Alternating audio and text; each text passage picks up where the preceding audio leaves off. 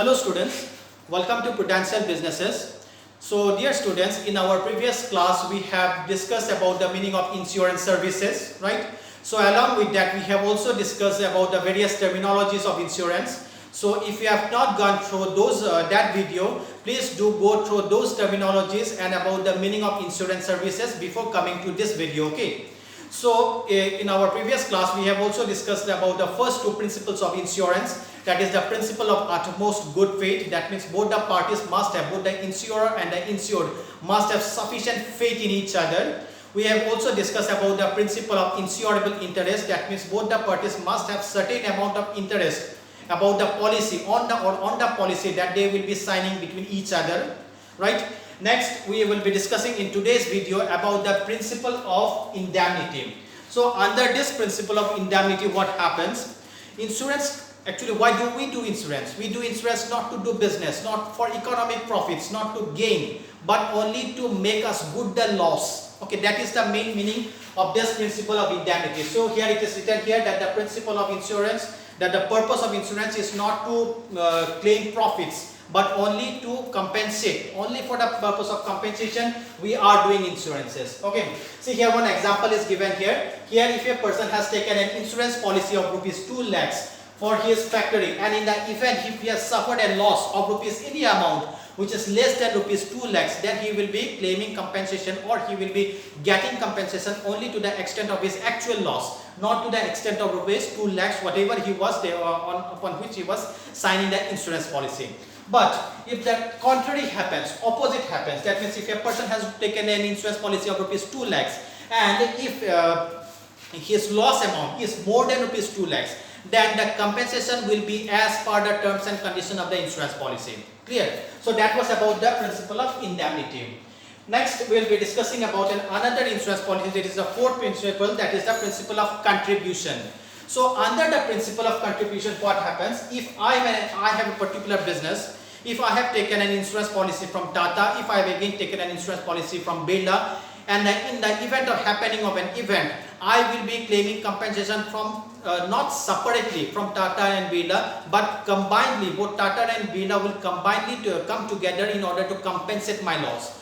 So what is my loss? Okay, that for that purpose, special group of persons are applicable. Those persons are called actuaries. Those persons will determine the amount of my loss. Okay, and in that case, the actuaries will be calling for Tata and they will be calling for Birla, and then together they will be compensating me. I will not be claiming compensation separately from the two insurance companies. Okay, so here what happens?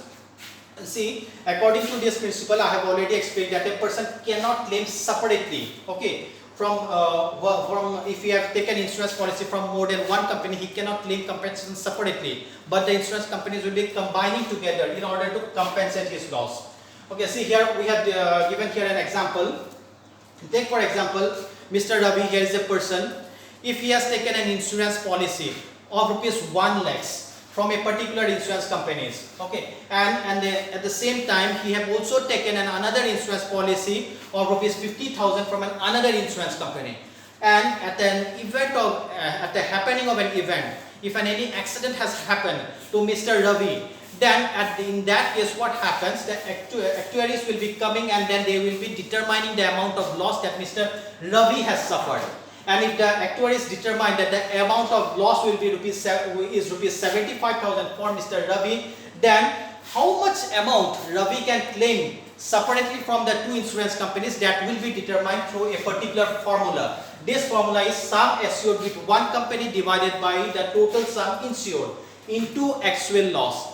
Take for example, Mr. Ravi has purchased an insurance policy of rupees 1 lakh from Reliance Insurance Company. In that case, what happens?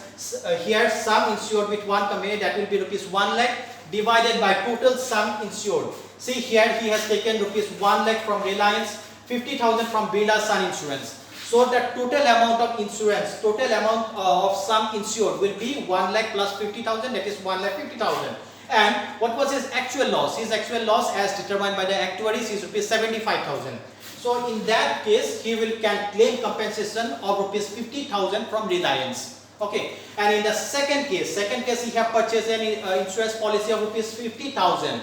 and his total sum insured from both Tata and from Birla is 1 lakh plus 50,000, 1,50,000, and his actual loss as determined by the actuaries is rupees 75,000. So from Birla he will be claiming rupees 25,000. So together 50 plus 25, together his 75,000 will be combinedly contributed by both Tata and Birla. Okay.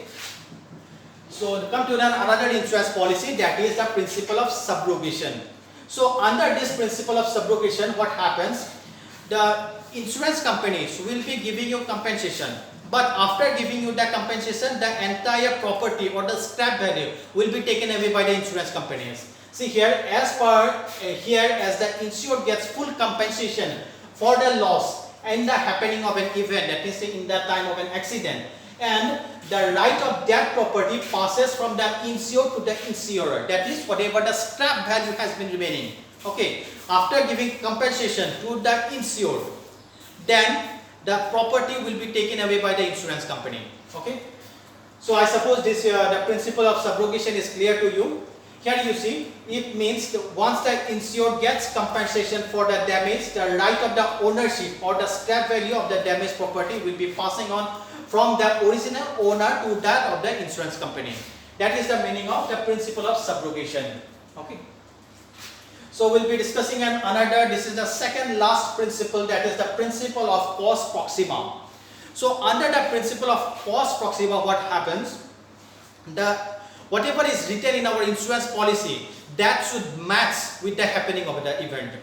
Okay, that should match with the, our accident. So in that case, if a person has taken a fire insurance policy, but in the actual event of an accident, he had his loss was done or his damage was done by flood. In that case, he will not be eligible to claim compensation. If he has taken fire insurance policy, the happening of that event or the accident must be of no other reason other than fire. So whatever is written in the insurance policy is exactly same should be the accident.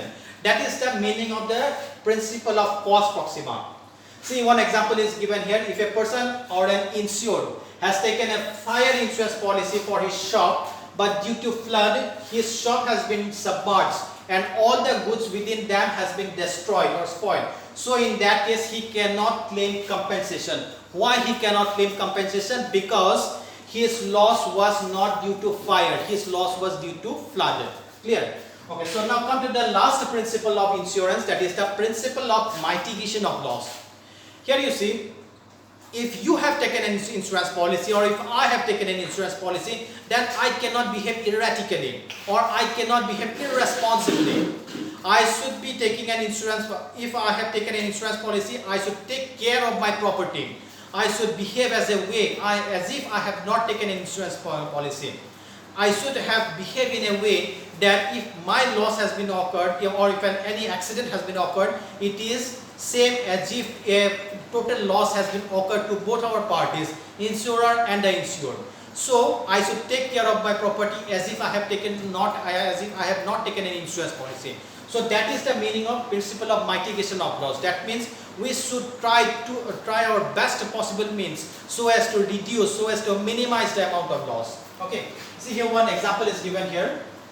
If a person has taken any policy, insurance policy of his motor vehicle, it will not be possible for him to get compensation if he violates the rules of motor vehicle. That means if he rush driving or if he violates any other principles of traffic.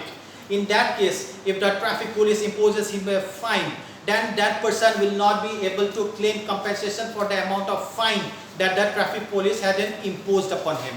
Okay, so clear that one. So that was about the last principle of insurance, that is the principle of mitigation of loss. Another example here, it is given here. Similarly, a person must take care of his factory even he has an insurance on it. If he would have been behaving in that case, his factory would not have been insured and must take sufficient precaution to minimize all losses. So this is about the second example. Here this example tells us that if a person has taken fire insurance or any other types of insurance on his shop, then in that case what will happen, he should behave in the way as if he has not taken an insurance policy. If he has not taken an insurance policy, he will be taking all measures so as to minimize his loss. Okay, so that was about the principle of mitigation of loss. That means to summarize the principle of mitigation of loss, it means that a person should try his all best possible means so as to reduce his loss as much as possible.